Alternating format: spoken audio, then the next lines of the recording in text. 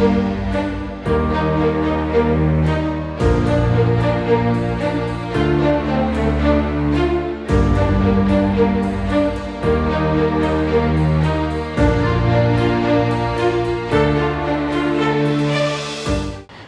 ವೀಕ್ಷಕರೇ, ಭಾರತದ silicon city ಎನಿಸಿಕೊಂಡಿರುವ ಬ್ಯಾಂಗ್ಳೂರು ದಿನೇ ದಿನೇ ವೇಗವಾಗಿ ಬೆಳೆದಿದೆ. ಉದ್ಯೋಗ, ವ್ಯಾಪಾರ ಸ್ಥಾಪನೆ ಅಂತ ವಿವಿಧ ಉದ್ದೇಶಗಳಿಗಾಗಿ ದೇಶದ ವಿವಿಧ ಭಾಗಗಳಿಂದ ಜನರು ಇಲ್ಲಿಗೆ ಬರ್ತಾರೆ. ಗಗನಚುಂಬಿ ಅಪಾರ್ಟ್ಮೆಂಟ್ಗಳು ತಲೆ ಎತ್ತಿವೆ, ವ್ಯಾಪಾರ ವಹಿವಾಟುಗಳು ಹೆಚ್ಚಾಗಿವೆ. ಇದೇ ನೆಪದಲ್ಲಿ ಇಂದು ಮನೆಗಳ ಬಾಡಿಗೆ ಕೂಡ ಹೆಚ್ಚಾಗಿವೆ. ಈ ದುಬಾರಿ ಬಾಡಿಗೆಗಾಗಿ ಜನರು ರೋಸಿ ಹೋಗಿದ್ದಾರೆ.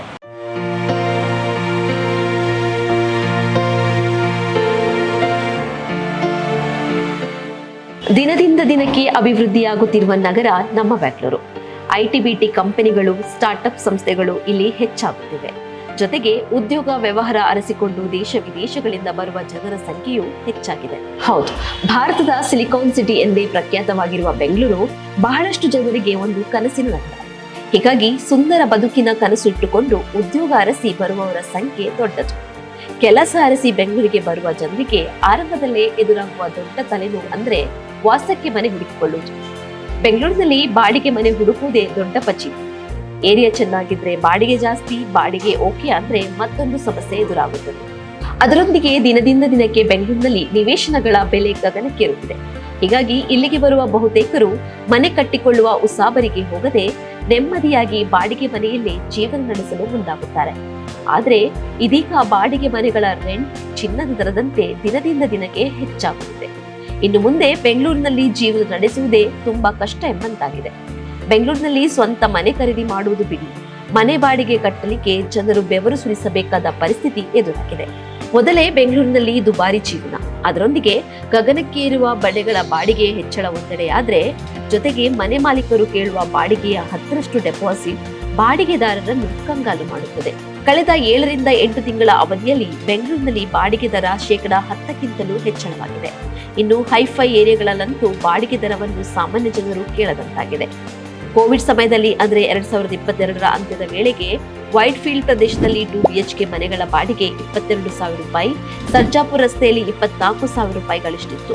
ಆದ್ರೆ ಮುಂದಿನ ಒಂದೇ ವರ್ಷದಲ್ಲಿ ಅಂದ್ರೆ 2023ರ ಅಂತ್ಯದ ವೇಳೆಗೆ ವೈಟ್ ಫೀಲ್ಡ್ ನಲ್ಲಿ 2 BHK ಮನೆಗಳ ಬಾಡಿಗೆ 30,000 ರೂಪಾಯಿಗಳು ಹಾಗೂ ಸರ್ಜಾಪುರ್ ರಸ್ತೆಯಲ್ಲಿ 32,000 ರೂಪಾಯಿಗಳಿಗೆ ಗಮನಾರ್ಹವಾಗಿ ಏರಿಕೆಯಾಗಿದೆ.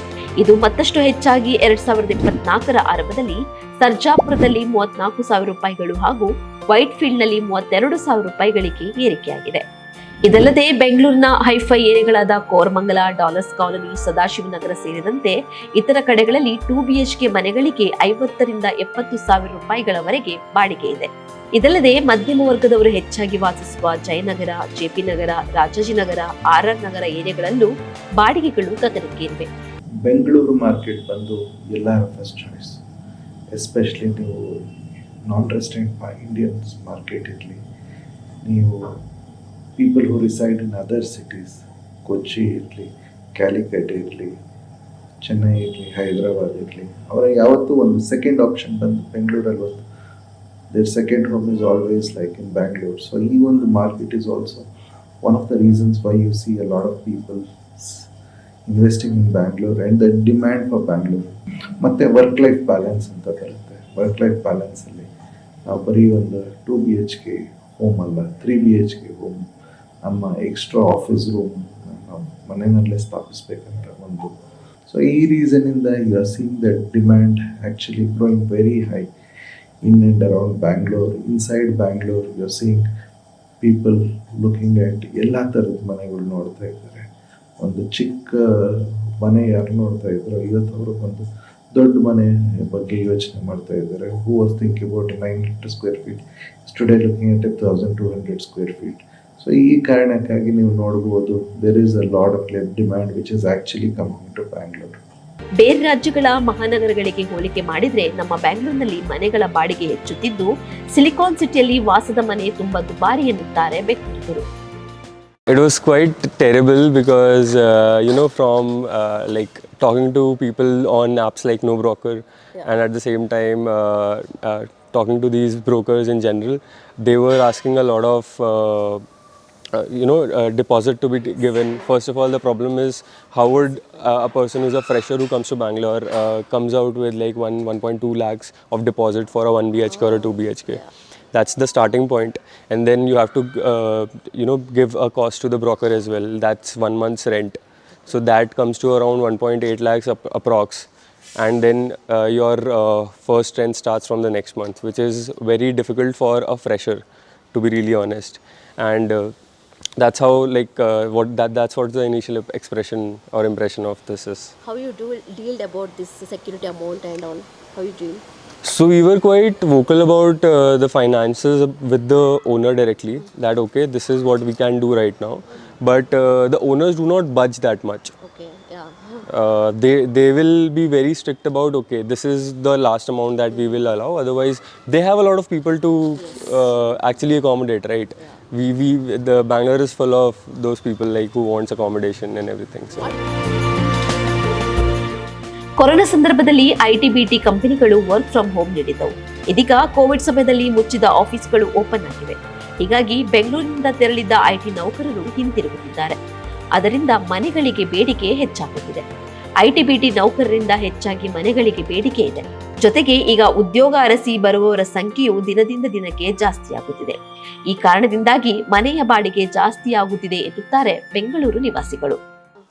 ಬ್ರೋಕರ್ ಮುಖಾಂತರ ಇನ್ನೊಬ್ರು ಬರ್ತಾರೆ ಹಿಂದಿಯವರು, ಅವರು 15,000 ಕೊಡೋಕೆ ರೆಡಿ ಇರ್ತಾರೆ. ಅವಾಗ ಓನರ್ಗೆ ಏನಾಗುತ್ತೆ, ಒಂದು ಆಶೆ ಆಗುತ್ತೆ, ಇವನು ಕೊಟ್ಟರೆ 10,000 ಅವ್ನು ಕೊಟ್ಟರೆ 15,000 ಅಂತ, ಇನ್ನೊಬ್ಬರು ಬರ್ತಾನೆ 15,000 14,000 ಅಂತ. ಆ ಥರ ಇವಾಗ ಈ ಸಾಫ್ಟ್ವೇರ್ ಇಂಡಸ್ಟ್ರಿ ಬರೀ ಬೆಂಗಳೂರಲ್ಲಿ ಆಗ್ತಾ ಇದ್ರಲ್ವ, ಅದಕ್ಕೋಸ್ಕರ ವಲಸೆ ಕಾರ್ಮಿಕರು ಜಾಸ್ತಿ ಬರ್ತಾಯಿದ್ರು. ಇನ್ನು IT ಫೀಲ್ಡಲ್ಲಿ ಏನಾಗ್ತಾಯಿತ್ತು ಗೊತ್ತಾ, ಅವರು ಕನ್ನಡಿಗ ಕಮ್ಮಿ ತೊಗೊಂಡು ಆಚೆಯಿಂದ ಬಂದವನು ಜಾಸ್ತಿ ತಗೊಳ್ತಾ ಇದ್ದಾರೆ. ಯಾಕೆ ಗೊತ್ತಾ, ಅವರು ಕೆಲಸ ಬಿಟ್ಟು ಇಲ್ಲಿ ಹೋಗಲ್ಲ, ಇಲ್ಲೇ ಮಾಡ್ತಾರೆ, ಕಮ್ಮಿ ಏನಂತಾರೆ ಸ್ಯಾಲ್ರಿಗೆ ಇಲ್ಲಿ ಮಾಡ್ತಾರಂತ. ಅದೇ ಒಂದು ಬ್ಯಾಡ್ ಇಂಟೆನ್ಷನಿಂದ ಅವ್ರು ತೊಗೊತಾ ಇದ್ದಾರೆ. ಸೊ ಆಬ್ವಿಯಸ್ಲಿ ಡಿಮ್ಯಾಂಡ್ ಆಗ್ತಾಯಿದೆ. ಇನ್ನೊಂದು ವಿಷಯ, ನಾರ್ತ್ ಇಂಡಿಯನ್ಸ್ ಏನಾಗ್ತಾಯಿದೆ ಅಂದರೆ ಅವ್ರು 1 BHK ತೊಗೊಂಡು 4-5 ಜನ ಇರ್ತಾಯಿದ್ದಾರೆ. ಕನ್ನಡಿಗರು ಹಂಗೆ ಇರೋಕ್ಕಾಗತ್ತಾ? ನಮ್ಮವ್ರು ಹಂಗೆ ಇರೋಕ್ಕಾಗಲ್ಲ. ಸೊ ಅದಕ್ಕೋಸ್ಕರ ಅವ್ರು 20,000 ಇದ್ರೂ ಕೊಡ್ತಾರೆ. ಸರ್ ಅವ್ರು ವೆಕೆಟ್ ಮಾಡಿ ಹೋದ್ಮೇಲೆ ಈ ಓನರ್ ಏನು ಈ ಮೈಂಡಲ್ಲಿ ಏನಿರುತ್ತೆ ಅಂದರೆ 20,000 ಫಿಕ್ಸ್ ಆಗಿಬಿಡ್ತಾನೆ 1 BHK. ಆ್ಯಕ್ಚುಲಿ ಅದು 10,000. ಎಕ್ಸಾಂಪಲ್ HSR, ಕೋರಮಂಗಲ, ಇವಾಗ ಸದ್ಯ BTM ಆಗ್ತಾಯಿದೆ. ಈ ಕೆಲವೊಂದು ಏರಿಯಾಸ್ ಇದೆ, ಇಂದ್ರನಗರು, ಎಲ್ಲಿ ನಾರ್ತ್ ಇಂಡಿಯನ್ಸ್ ಜಾಸ್ತಿ ಇದ್ದಾರೋ ಅಲ್ಲಿ ಮಾತ್ರ ರೆಂಟ್ ಜಾಸ್ತಿ ಇರುತ್ತೆ. ನೋಡಿ, ನೀವು ವಿಜಯನಗರ ಹೋಗಿ, ಯಲಹಂಕ ಹೋಗಿ, ನೀವು ಆ ಕಡೆ ಹೋಗಿ, ಸೌತ್ ಬೆಂಗಳೂರು ಮಾತ್ರ ಹಿಂಗಿದೆ. ಈಸ್ಟ್ ಬೆಂಗಳೂರು ಮತ್ತೆ ಹೋಗಿ ಅದು ನಾರ್ಮಲ್ ಇರುತ್ತೆ.